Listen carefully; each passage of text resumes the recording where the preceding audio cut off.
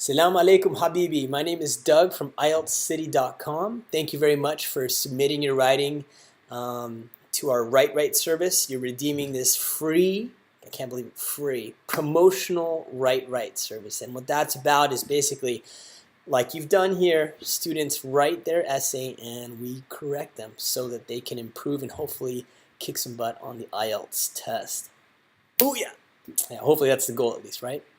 So I don't know your name, so I have to call you Habibi, Yani Habibti. So Ayib, if you're a man and I'm calling you Habibti, or if you're a woman and I'm calling you Habibi, I just saw Arabic, Bisarabiya.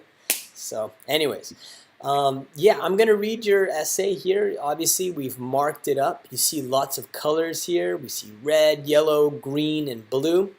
And basically, this is a way for you to understand in a visual format or in a visual way to see where you're struggling, okay? And green is for grammar. That's an easy one, right? Yellow is for vocabulary and spelling.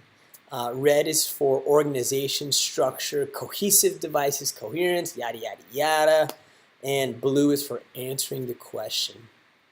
All right, so what I'm going to do is I'm going to read through your essay. I'm going to point out some mistakes, hopefully give you some good ideas as to how you can improve your sentences, improve your spelling, blah, blah, blah. And then at the end, I'm going to talk about the takeaways. Now, what does that mean, the takeaways? Excuse me, a little cold.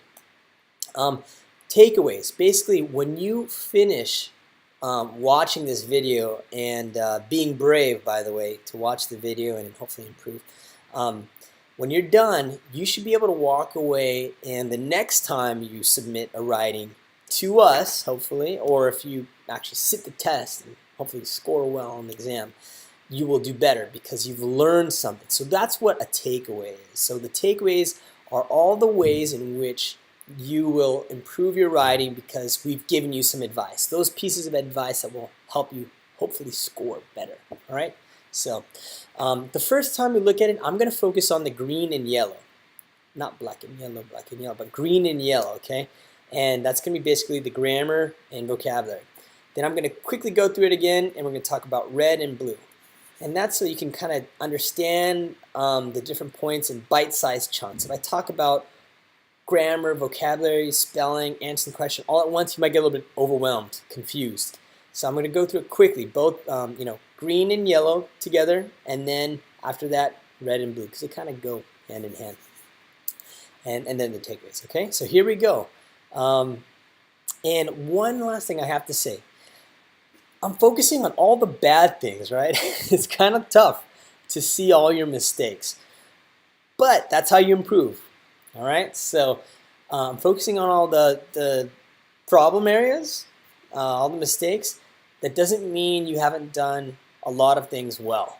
You've done a lot of good things. I'm just focusing on the tough stuff. All right, so bear with me, stay strong, hopefully break you, and then I'll build you back up.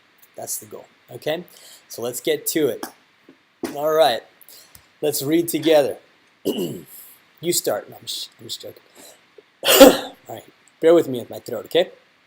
Here we go. The tests new drugs on human are very dangerous, perhaps happen big problems which cause die. Okay, so this part right here, I wrote word choice, word order. It's a little bit confusing, the words that you're using here. So I would turn tests new drugs into a gerund phrase. So basically, the testing of new drugs or testing new drugs on humans can be dangerous. All right, now let's go to this green part. Happen big problems which cause die. I like this relative clause, which cause die, but there's a mistake with the grammar here. So which can result in possible death. Maybe that's how you can rephrase that. The mice are similar for humans or similar to humans in some response and reaction. I don't know what you mean by response and reaction. I think what you're talking about is maybe the DNA makeup, possibly anatomy. So maybe you could say something like similar to humans in that their DNA is quite similar. All right, period. Therefore, comma, so punctuation, punctuation meant like, putting period and put a capital. Therefore, comma, it is best suited for blah, blah, blah. Let's go down here. Scroll down a little bit. There are serious diseases such as cancer and AIDS, period. Nobody is willing to experiment with new drugs, All right, we don't need this It's redundant. Get rid of it. Cross it out. All right. The spread of dangerous diseases, chances for pharmaceutical companies to collect as much money as possible, yada, yada, yada. Excuse me. All right. Chances, that's the problem. We got to figure out, we have to find a way to rephrase it because of the word chances. So I think we need to change that word and we'll have to rephrase it. The spread of dangerous diseases is an opportunity for pharmaceutical companies to collect as much money as possible, blah, blah, blah. All right. Pressure groups. All right, maybe you can say special interest groups. So breaking the law by special interest groups in the government or lobbyists. So a lobbyist is a person who's an advocate for a particular cause. Donors to certain charities are lobbyists, and in fact in DC there are lots of lobbyists. So maybe lobbyists or special interest groups. Okay. And then right here, I agree my personal use of animals for experiments and new drugs in order to avoid complications on humans. Oh, I got it. Incomplete sentence. It's you have nice chunks, nice phrasing in there, but it's an incomplete sentence. I think when we address the red and blue, you'll understand a little bit better. Okay, so I just noticed here, coherence with an E at the end. Okay. So anyways, let's go back and look at your yellow and green. Basically, we've got some issues with word order, word formation, making sure that subject-verb agreement is there, punctuation mistakes, simple mistakes. Sometimes you have some complex sentences, but you need to punctuate them correctly. And you're using big words, but we have to make sure that we're using them correctly. The word form is right and spelling them correctly. So making sure we use the noun form as a noun, the verb form as a verb. Seems like that's the issue. Okay, let's look at your answer as a whole, the red and blue parts here. Excuse me, I apologize once again. Sorry for that. The test new drugs. So we're talking about this whole section right here. The test new drugs on human all the way over to low cost. Okay, let's look at it. The test new drugs on human are very dangerous. So you're talking about testing on humans being dangerous. And then you're saying mice are similar to human and are better suited. And then you're saying some people are opposed for humanitarian considerations. So you're saying it's dangerous to test on people, and then you're saying that animals are more suitable, and then you're saying that people don't like testing on animals. It's a little bit convoluted. It's a little bit unclear as to how you're developing this topic. So make sure that you have clear paragraph division. So kind of taking a step back here, let's look at this. You don't have paragraph division here. It's one big block. First thing. So you don't really have an introduction. So I would clearly identify an introduction. What you can do is you can leave a space here when you start writing. So you can leave a space here. So where it says test, maybe that's where you can start writing, but write the. So the tests, blah, blah, blah, blah, blah. So you can leave a horizontal space right here. When you decide you want to start the new paragraph, you can skip a line, so a vertical line, if you have lined paper, which you should be using, lined paper. Leave a space, a vertical space here, and then indent again, horizontally speaking. So like, you know how we said space here, you're going to have a space here, and then a space this way too. You'll see from a lot of students writing that that's kind of what they do. It's a little bit overkill. I mean, there are two different ways in which you can identify paragraphs, new paragraphs, but I think it's a safe bet to leave a space this way and a space this way so that the person looking at your paper is certain that you have new paragraphs, new ideas. All right? So going back to this introduction kind of thing you've written, it's not a clear introduction. Make sure you're writing a clear introduction. So recommendation, what can you do? To write a better introduction, I think the standard way to do it for IELTS writing, you can kind of write 2 sentences. One is where you summarize the prompt. The prompt is the question itself. So what you do is you need to paraphrase the prompt, and that means to put the prompt in your own words. You take the statement that they gave you and you regurgitate it. It's like you understand it and then you spit it back out with your own writing.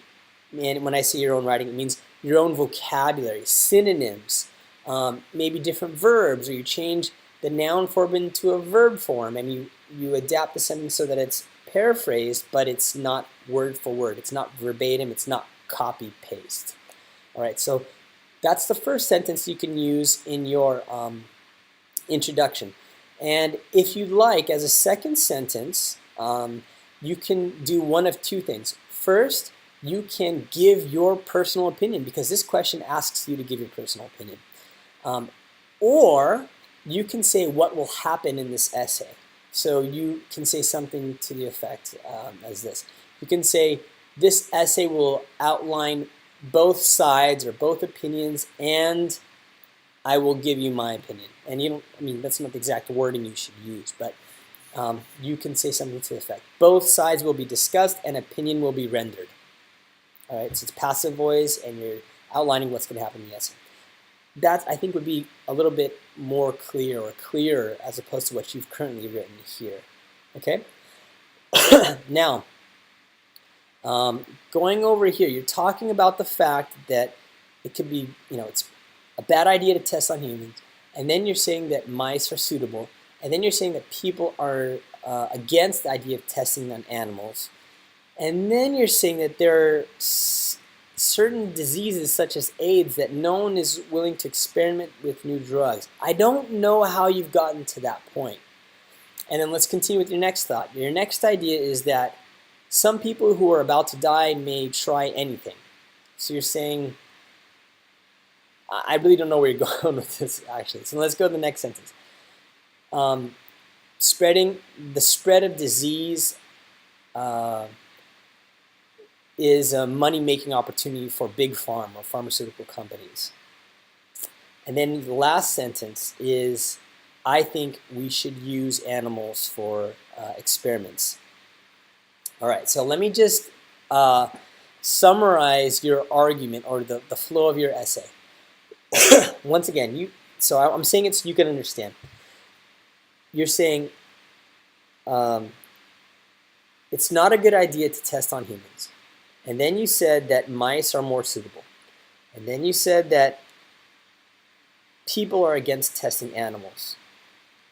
But then sometimes in certain situations, people accept it. And then you said, for example, AIDS and other deadly diseases, people will try different things. And then you said pharmaceutical companies can make a lot of money. Now, you have a lot, I'm telling you, listen to me, my galbi, please. You have a lot of good ideas, actually. You're obviously knowledgeable on this topic. You said that mice are very similar to humans. I think that's a fact. Pharmaceutical business, they can make a lot of money. That's a fact. People are against testing animals. That's a fact. You have a lot of good ideas, but you just need to organize your ideas, okay? That being said, let's look at this section right here. I put in blue. You're talking about serious disease such as AIDS, and then you're talking about how when a disease spreads, pharmaceutical companies can make money. These points are tangential, and I guess what I mean by that, it's like, yes, pharmaceutical companies make money by selling drugs, but what does that have to do with testing drugs on animals? Are you saying that pharmaceutical companies make money from testing drugs on animals? You didn't say that. I don't know if that's what you meant or if I came up with that. So you have to spell out exactly how your idea relates to the question. And if it doesn't relate, that means it's off topic. So your job is to write an answer that responds to the questions that you're asked. So let me ask you again. The question is this related? No. All right? That's a common mistake that students make. When students write, they kind of write around the topic, but they don't really answer the questions. Okay? So that's it. All right? So let's kind of talk about in a nutshell. I've been very comprehensive with this correction. Let's kind of take a step back and think about how you can improve your writing and hopefully score better, score higher on the IELTS writing. First and foremost, if you look at what you've written here, I think, I'm not positive, but I think you've written 143 words. I think, I'm not sure, but I think they say you're supposed to write 250 words in writing task 2. Why would you write fewer than 250 words if that's your job? I don't know. So, I think it's kind of a rhetorical question. You understand? You need to get to 250. There's no if, and, or but. You have to get to 250. Do it. Do it. Second, you wrote a big block here. Yani wushishmu. Yeah? What is this? It's a big block. Have an introduction. You have great ideas for body paragraphs, but you have to organize them. Make sure that each paragraph has a focus and that you use examples to drive that focus home, meaning to explain what you want to say. Use paragraph division. Vertical space, horizontal space, as I said before. What else here? You have, okay, here's the compliment. Yani kafu my galbi. You have big words. You got big words. Pharmaceutical companies. Response and reactions, although those words are not appropriate here. You have adjective clauses. Look at this. Is willing to experiment with new drugs. That's kafu. Wallahi, kafu. But you just have to make sure that your sentences do not have mistakes. So if you can write these advanced sentence structures, take the time and make sure that you don't make mistakes on the easy sentences, the simple sentences. All right? So here's the concept. I always talk about this in my videos. You want to be the taus. And what I mean by the taus is that big, beautiful peacock, the big, colorful bird. Show your colors. Show that you are knowledgeable. Show that you have fluency when it comes to big vocabulary words. And you can write nice chunks, groups of words together, collocations. And then when it comes to grammar, nice phrases or clauses, independent and dependent clauses, complex sentence structures. You got to be the bird. You got to put on a show. But don't make mistakes. Okay? So limit the amount of mistakes you make. If you can make one mistake fewer than you're currently making, if you can, instead of making 10 mistakes, you make 9 mistakes or 5 mistakes, that's better. So that's the goal. All right? So, and the last point, the conclusion here. I saw your conclusion. I agree my personal use of animals. You're saying you're using animals. I know what you're trying to say there. Make sure that your concluding sentence, your last sentence makes sense and is grammatically correct. So, last point for you. Make sure your first sentence of your essay and your last sentence of your essay is grammatically correct. It's your first impression and it's the last impression. All right? So, that's it. I hope this was helpful for you. If you have any further questions, don't be shy. Contact us. You can reach me, Doug, at IELTScity.com, or you can reach my partner, Tom, at IELTScity.com. We're here to help spread the IELTS love. And hopefully tell your friends. I mean, that's why we do this. We want to get our name out there. Hopefully more students can get involved. We've had students writing from Pakistan, from Venezuela, from Saudi Arabia. We had just done some corrections from Switzerland.